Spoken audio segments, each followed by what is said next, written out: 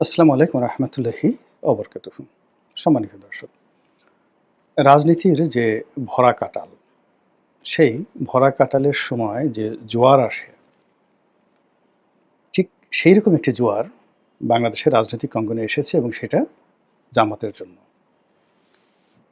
গত ১০ মাস ধরে জামাত যে সুযোগ পাচ্ছে এবং গত ১০ মাস ধরে জামাত প্রায় সব সুযোগগুলো, প্রতিটি সুযোগগুলো অঙ্ক কষে, কষে meticulously যেভাবে কাজে লাগিয়েছে নিজেদের জন্য, দলের জন্য, এটা বাংলাদেশের অন্য কোনো রাজনৈতিক দল কক্ষনো করতে পারেনি।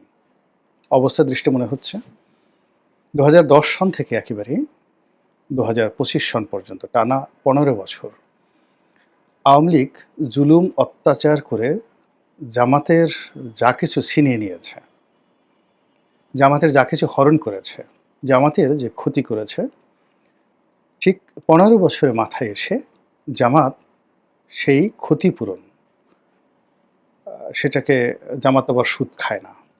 সুদে আসলে বলা ঠিক হবে না। এখানে মুনাফা, সর্বোচ্চ মুনাফা সহকারে যেভাবে গ্রহণ করেছে, এটি আমার জানা মতে সমসাময়িক ইতিহাসে, আমাদের এশিয়া পাক ভারত ইতিহাসের অন্য কোনো রাজনৈতিক দল এভাবে পারেনি। যেমন ধরুন, জামাতের নামটি বাতিল হয়ে গিয়েছিল। মানে রাজনৈতিক দল হিসেবে এটা নিষিদ্ধ করা হয়েছিল। এই নিবন্ধন তারা ফিরে পেয়েছে। প্রথমে হাইকোর্ট থেকে, তারপর নির্বাচন কমিশন থেকে। এবং যেখানে একেবারে আনঅ্যানিমাসলি হাইকোর্টের একেবারে পূর্ণাঙ্গ বেঞ্চের রায় যে আবহমান পৃথিবী থেকে, যেদিন থেকে পৃথিবীতে বিচার প্রতিষ্ঠিত হয়েছে, কোর্ট এবং কাছারি প্রতিষ্ঠিত হয়েছে, সেদিন থেকে দাঁড়িপাল্লা এই প্রতীকটি বিচারাঙ্গনের একটি সম্পত্তি, বিচারাঙ্গনের একটি সিম্বল। তো কাজেই এই দাঁড়িপাল্লা, ন্যায় বিচারের যে প্রতীক, এটি কোনো অবস্থাতে একটি রাজনৈতিক দলের প্রতীক হতে পারে না। ফলে জামায়াত ইসলামের এই প্রতীকটি তারা আওয়ামী লীগ জামায়াতে কোর্টের মাধ্যমে তারা হরণ করেছিল। এবং এটার পক্ষে এতটা জনমত আওয়ামী লীগ সরকার তৈরি করেছিল, অর্থাৎ যেমন জামাতের বিচার নিয়ে, জামাতের প্রতি জুলুম নিয়ে জনমত তৈরি হয়নি। সবাই মনে করছে যে না, এটা বাড়াবাড়ি হচ্ছে। কিন্তু জামাতের যে নিবন্ধন বাতিল, এটা নিয়েও বিতর্ক ছিল। আওয়ামী লীগের এই কর্মটি কেউ সমর্থন করেনি। কিন্তু জামাতের দাঁড়িপাল্লা যে প্রতীকটি, এই প্রতীকটি বাতিল করা হয়েছে হাইকোর্টের মাধ্যমে। এটা আওয়ামী লীগের লোকজন জনগণকে খাওয়াতে সামর্থ্য হয়েছিল। হালামলে তারা সেই তাদের দাঁড়িপাল্লা প্রতীকটিও ফেরত পেয়েছে। ফলে আমার কাছে মনে হচ্ছে যে জামাতের যারা লোকজন এই মুহূর্তে তারা পৃথিবীর সবচেয়ে সুখী মানুষ। তারা সবাই শুকরিয়া আদায় করছে এবং গত ১৫ বছরে তাদের যে ক্ষয়ক্ষতি হয়েছে, তাদের উপর যে জুলুম এবং অত্যাচার চলেছে, সেই জুলুম এবং অত্যাচারকে তারা তুড়ি মেরে এখন বিজয়ের আনন্দে এতটা উদ্বেলিত, তাদের ভাবসাব দেখে কারো আন্দাজ করার ক্ষমতা নেই যে একটা সময় তাদের উপর বিপদ ছিল। আওয়ামী লীগ জামানাতে তাদের পত্রিকা সংগ্রামের উপর জুলুম চালানো হয়েছে, তাদের সম্পাদকের উপর জুলুম চালানো হয়েছে, আবুল আসাদের উপর। জামাতের অফিসগুলোকে বন্ধ করে দেওয়া হয়েছে। সেই অফিসগুলো এখন একেবারে লাল নীল বাতিতে ভরে গেছে।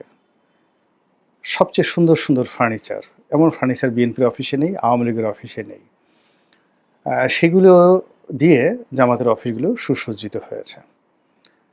যদি আওয়ামী লীগ এই গত ১৫ বছর জামাতের অফিস খোলা রাখত, জামাত হয়তো এই ফার্নিচারগুলো কিনত না। তারা ওই আগের মতোই ভাঙাচোরা টেবিল, এবং যে টেবিলটা বেশি ভেঙে গেছে সেই টেবিলের উপরে একটা সাদা কাপড় দিয়ে, কাফনের কাপড় দিয়ে, তার উপরে একটা গ্লাস দিয়ে, ওটার উপরেই তারা অফিস করতো। এটা তাদের অভ্যাস।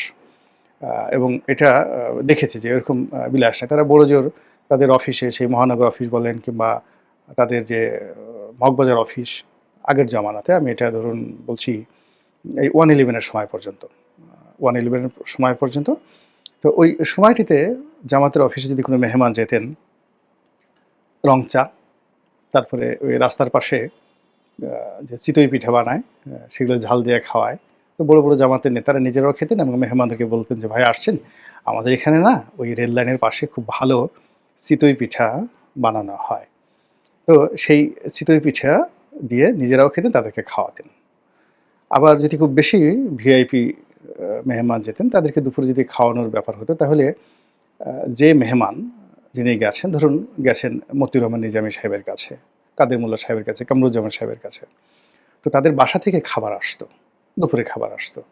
তো ওই খাবার ওই মেহমানদের সঙ্গে তারা ভাগ করে খেতেন এবং খুব অল্প লোকের সঙ্গে তারা এক টেবিলে খাবার খেতেন। বেশিরভাগ লোকই এসব পিঠা দিয়ে তারপর হচ্ছে রং চা দিয়ে তারা বিদায় করতেন। যেটা দেখেছি। কিন্তু এখন জামাতের আর সেই দিন নেই। এখন জামাত 5 স্টার হোটেলে মিটিং করে। তারপরে তারা হেলিকপ্টারে চলাফেরা করে। তাদের জামাকাপড় এগুলো মানে কেতাদুরস্ত, ইস্ত্রি করা, মাল দেওয়া। তাদের মুখে অমলিন হাসি, এমন সুন্দর হাসি আমি আর কখনো জামাতের যারা লোকজন আছে তাদেরকে ইতিপূর্বে দেখিনি। জামাতের সুসময়ে গেছে যখন আলী হাসান মুজাহিদি সাহেব মন্ত্রী ছিলেন, তারপরে মতিউর রহমান নিজামী সাহেব মন্ত্রী ছিলেন। তখন আমি জামাতকে দেখেছি, একদম কাছের থেকে দেখেছি। তারপরে এরশাদ জামানাতে যখন আমি সাংবাদিকতা করতাম, তখন তো জামাতের যত শীর্ষ নেতা আছেন অলমোস্ট সবার সঙ্গেই দেখা সাক্ষাৎ সম্পর্ক এটা ছিল। একেবারে শীর্ষ পর্যায়ে যারা ছিলেন খুবই ভালো সম্পর্ক ছিল। কিন্তু এখন জামাতের নেতারা যেভাবে হাসেন, আ এরকম হাসি আমি আর কখনো তাদেরকে দেখিনি। আমার বন্ধু আ হামিদুর রহমান আজাদ, সাবেক সংসদ সদস্য, আ এই যখন শেখ হাসিনার পতন হলো, পতনের আগে হঠাৎ করে তিনি কয়েকদিন আগে আমাকে একটা ফোন দিলেন। আ তার পরিবারে আমার একটা গ্রহণযোগ্যতা আছে। এর কারণ হলো আমি যখন এমপি ছিলাম, তিনি যখন এমপি ছিলেন, আমরা ১ম একটা টক শো করেছিলাম সে আর আমি।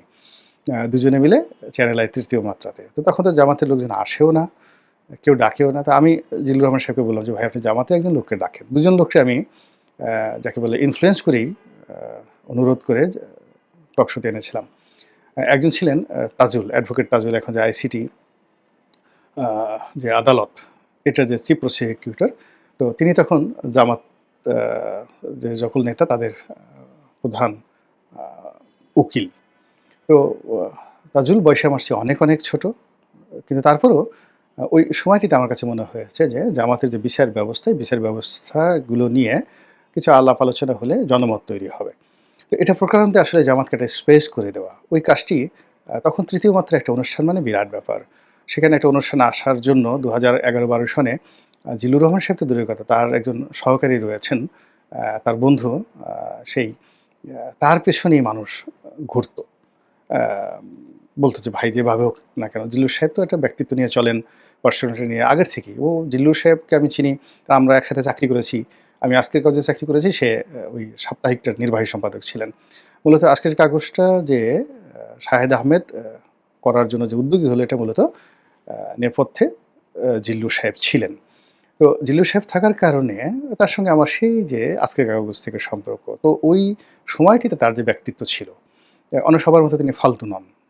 ঠিক এখনো ওই ব্যক্তিত্বটাই তিনি ধারণ করে আছেন। ফলে তিনি চ্যানেল আইতে একটা অনুষ্ঠান উপস্থাপনা করেন। কিন্তু তার সেই অনুষ্ঠান উপস্থাপনা করতে গিয়ে চ্যানেল আই কর্তৃপক্ষ, তারপর শেষে বাইরের ডিজিএফআই, এনএসআই মানে তাকে একটা টেলিফোন করে ইন্ডিকেট করবে, ধমক দেবে, এই অবস্থা আমি তাকে কখনো দেখিনি।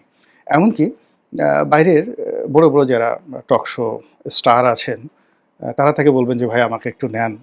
এরকম অবস্থা আমি কাউকে দেখিনি। কেউ সরাসরি তাকে বলতে পারেনি। তার অনেক বন্ধু-বান্ধব আছে, সবার সাথে তার ভালো সম্পর্ক। আমার সাথেও ভালো সম্পর্ক। তো আ কিন্তু তাকে ইনফ্লুয়েন্স করার মতো লোক বলতে গেলে নাই বললেই চলে, এবং কেউ ওই সাহস পায়নি। আমার সাথে তার বন্ধুত্বের কারণে আমি তাকে অনুরোধ করেছিলাম। তো অনুরোধ করেছিলাম হামিদুর রহমান আজাদের ব্যাপারে, আর অনুরোধ করেছিলাম এই তাজুল সাহেবের ব্যাপারে যে তাদেরকে ডাকা হোক। তো সেই সুবাদে হামিদুর রহমান আজাদের সাথে একটা ভালো সম্পর্ক এখনো আছে। তো উনি উনার মেয়ের বিয়েতে আমাকে দাওয়াত দিলেন। তো আমি বললাম যে, "ভাই আপনার মেয়ে আছে, বিবাহ উপযুক্ত, এটা তো আমি আগে জানতাম না। তাহলে তো আমার ছেলের জন্য আমি আনতাম।" দুষ্টামি করলাম। বলল যে, "রনি ভাই এটা তো খুবই ভালো হইতো।" ইত্যাদি, ইত্যাদি ঘটনা। তো একটা ঠিকানা দিলেন যে, "কেউ না আসুক। আপনি অবশ্যই, অবশ্যই এখানে আসবেন।"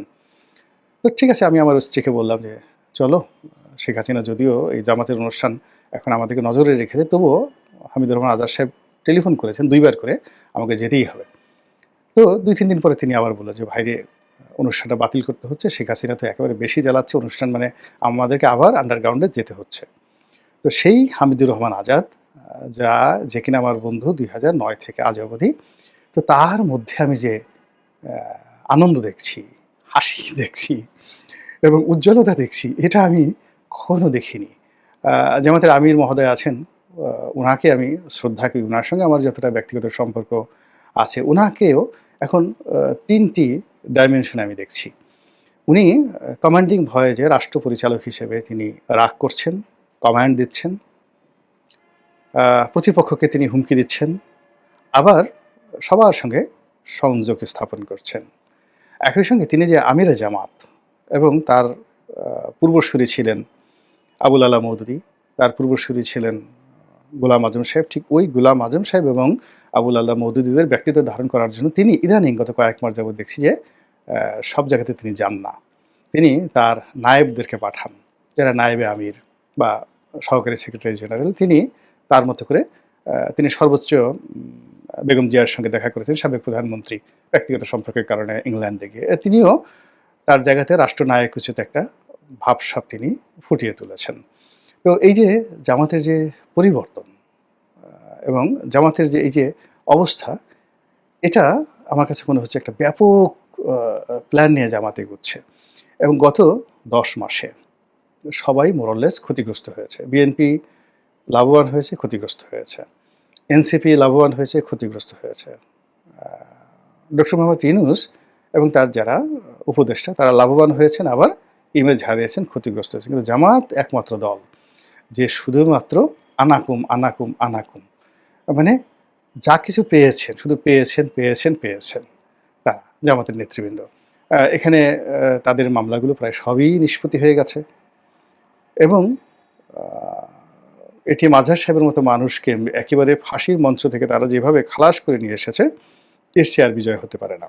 সচিবালয়ের সবচেয়ে গুরুত্বপূর্ণ পদ এবং পদবি, এবং একই সঙ্গে তারা এই সময়টিতে আমেরিকার কাছে যে গুরুত্ব পাচ্ছেন, তারপর চীনের কাছে যে গুরুত্ব পাচ্ছেন, চীনের রাষ্ট্রদূত জামাতের অফিসে চলে যাচ্ছেন। জামাতের লোকদেরকে যেভাবে ঘন ঘন চীন সরকার দাওয়াত করে তাদের দেশে নিয়ে যাচ্ছে, এখন বিএনপিকে বেশি তারা প্রিভিলেজ দিচ্ছে না জামাতকে দিচ্ছে, এটা প্রশ্ন সাপেক্ষ। দ্বিতীয়ত, ডক্টর মোহাম্মদ ইউনূসের দরবারে তাদের যে অবস্থান, এটা অকল্পনীয়। এরকম অবস্থান বাংলাদেশে কেউ কল্পনা করতে পারে না। এবং তারা একজনের সাথে, মানে এখানে অনেকগুলো বলয় তৈরি হয়ে গেছে। যেমন ধরুন, এনসিপির সঙ্গে বিএনপির একটা মনস্তাত্ত্বিক দূরত্ব, ডক্টর মোহাম্মদ ইউনূসের সঙ্গে বিএনপির একটা মনস্তাত্ত্বিক দূরত্ব, বিএনপির সঙ্গে আওয়ামী লীগের একটা মনস্তাত্ত্বিক দূরত্ব। কিন্তু যেই কাজটি জামাতের সঙ্গে কারোর হয়নি। সবার সঙ্গে বন্ধুত্ব করার জন্য তারা একটা দরজা খোলা রেখেছে। ফলে আগামীতে নির্বাচনী সমঝোতা বলেন, সরকারের অংশীদারিত্ব বলেন, রাজনীতি করা বলেন, সকলের সঙ্গে তারা মিশে যেতে পারবে। যে কোনো পক্ষের সঙ্গে প্রয়োজন অনুযায়ী এই দরজাটা তারা ম্যাটিকুলাসলি খোলা রাখতে পেরেছে। এই কারণ হলো তারা এই গত ১০ মাসে যেটাকে বলা হয় আত্মা প্রশান্ত রাখতে পেরেছে, মাথা ঠান্ডা রাখতে পেরেছে, জবানকে তারা সংযত করতে পেরেছে। এবং সবচেয়ে বড় ব্যাপার হলো চাঁদাবাজি, সন্ত্রাসী এবং যে সমস্ত দুর্নাম বদনামের কারণে এনসিপি এবং বিএনপির যারা নেতাকর্মী আছেন, তারা যেভাবে অভিযুক্ত হচ্ছেন এবং যেভাবে সরকার থেকে শুরু করে সবাই যাকে বলা হয় এই চাঁদাবাজদের অত্যাচারে অতিষ্ঠ, সেখানে জামাত গর্ব ভরে বলতে পারছে যে এক জালেম গেছে, আরেক জালেম আসছে। এক জালেমকে বিদায় করে আমরা আরেক জালেমকে আনতে পারি না। তো এই যে জামাতের এই সুসময়টি কতদিন অব্যাহত থাকবে এবং কতদিন তারা সেটা পরিচালনা করতে পারবেন এবং নিজেদের পক্ষে রাখতে পারবেন, সেটাই দেখার বিষয়। মহান আল্লাহ আমাদের সবাইকে হেদায়েত দান করুন এবং হেফাজত করুন। আসসালামু আলাইকুম ওয়া রাহমাতুল্লাহি ওয়া বারাকাতুহু।